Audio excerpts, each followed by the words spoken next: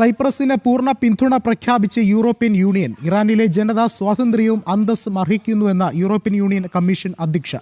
അതേസമയം ഇറാനിലെ ഇസ്ഫഹാൻ മേഖലയിലും ബന്ദർ അബ്ബാസ് തുറമുഖത്തും വൻ സ്ഫോടനങ്ങൾ റിപ്പോർട്ട് ചെയ്തിട്ടുണ്ട്. പദവി ഏറ്റെടുത്ത ശേഷം ഇറാന്റെ പരമോന്നത നേതാവ് ഉടൻ തന്നെ അഭിസംബോധന ചെയ്യുമെന്നുള്ള റിപ്പോർട്ടുകളും പുറത്തുവരികയാണ്. I think the people of Iran deserve freedom, dignity and the right to decide their own future, even if we know this will be fraught with danger and instability during and after the war.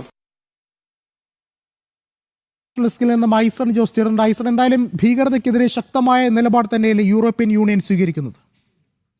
തീർച്ചയായും വിഷ്ണു, ഭീകരതയ്ക്കെതിരെ ശക്തമായൊരു നിലപാട് സ്വീകരിക്കുന്നു എന്ന് തന്നെയാണ് ഇപ്പോൾ നമുക്ക് മനസ്സിലാക്കാൻ സാധിക്കുന്നത്. ഉർസുല വോൺ ഡെർ ലെയനിൻ്റെ വാക്കുകളിൽ നിന്ന് തന്നെ വളരെ കൃത്യമാണ്.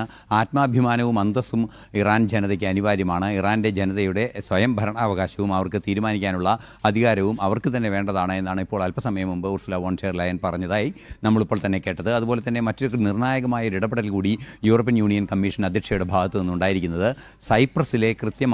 സൈപ്രസിന് കൃത്യമായ പിന്തുണ നൽകുമെന്നൊരു നിലപാടാണ്. നേരത്തെ നമുക്കറിയാവുന്നതാണ്, പലതരത്തിലുള്ള സൈപ്രസിന് പിന്തുണ നൽകാനുള്ള നീക്കങ്ങൾ നടക്കുന്നതായി റിപ്പോർട്ടുകൾ പുറത്തു വന്നിരുന്നു. സൈപ്രസിലേക്ക് ഫ്രിഗേറ്റുകളെ അയക്കുന്നതിന്, അതായത് ചെറു യുദ്ധക്കപ്പലുകൾ അയക്കുന്നതിനുള്ളൊരു തീരുമാനം ഇറ്റലിയുടെ ഭാഗത്തു നിന്നുണ്ടായിരുന്നു. അതുപോലെ തന്നെ അത്തരത്തിലുള്ള യൂറോപ്യൻ യൂണിയൻ്റെ ഭാഗത്തു നിന്ന് ഇത്തരത്തിലുള്ള നിലപാടുകൾ ഉണ്ടാകുന്നു എന്നതും സൈപ്രസിൻ്റെ സുരക്ഷ ഉറപ്പാക്കുന്നതിനുള്ള നീക്കങ്ങൾ നടത്തുന്നുവെന്നും റിപ്പോർട്ട് ചെയ്യപ്പെടുന്നുണ്ട്. ഇതിൻ്റെ ഒരു പശ്ചാത്തലം നേരത്തെ നമുക്കറിയാവുന്നതാണ്.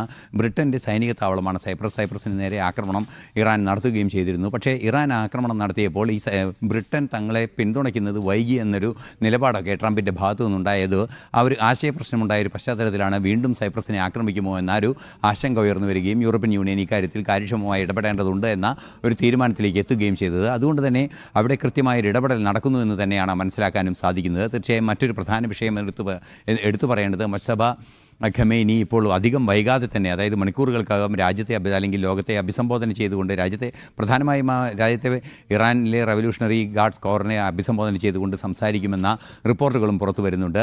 ഈ അധികാരം ഏറ്റെടുത്തതിന് ശേഷം ശക്തമായ ആക്രമണമാണ് ഇസ്രായേലിൻ്റെയും US-ൻ്റെയും ഭാഗത്തു നിന്ന് ഇറാനെതിരെ ഉണ്ടായിക്കൊണ്ടിരിക്കുന്നത്. നേരത്തെ നമ്മൾ സൂചിപ്പിച്ചതുപോലെ ഇസ്ഫഹാനിലും അതുപോലെ തന്നെ ബന്ദർ അബ്ബാസ് തുറമുഖത്തും വീണ്ടും വലിയ സ്ഫോടന ശബ്ദങ്ങൾ കേട്ടതായുള്ള റിപ്പോർട്ടുകളും പുറത്തു വരുന്നുണ്ട്. നിലവിൽ അതിസങ്കീർണമായ യുദ്ധം ഒരിടത്ത് തുടരുകയും മറ്റു പ്രദേശങ്ങളിൽ യൂറോപ്യൻ യൂണിയൻ അടക്കമുള്ള രാജ്യങ്ങൾ തങ്ങളോടൊപ്പം നിൽക്കുന്ന രാജ്യങ്ങളെയും തങ്ങൾ പിന്തുണയ്ക്കേണ്ട രാജ്യങ്ങളെയും കൃത്യമായി സംരക്ഷണം ഉറപ്പാക്കുന്ന നീക്കങ്ങൾ നടത്തുകയും ചെയ്യുന്നു എന്ന ഒരു അന്താരാഷ്ട്ര നീക്കത്തിലേക്ക് യുദ്ധം ചെന്നെത്തുന്നു. അല്ലെങ്കിൽ അന്താരാഷ്ട്ര തലത്തിൽ പറ്റിടങ്ങളിലുള്ള സംവിധാനങ്ങൾ ഒരുക്കുന്നതിൽ യുദ്ധം ചെന്നെത്തിയിരിക്കുന്നു എന്നാണ് ഇപ്പോൾ മനസ്സിലാക്കാൻ സാധിക്കുന്നത്. വിഷ്ണു, ശരി, ഐസൺ ജോസാണ് വിശദമായ വിവരങ്ങൾ നൽകിയത്.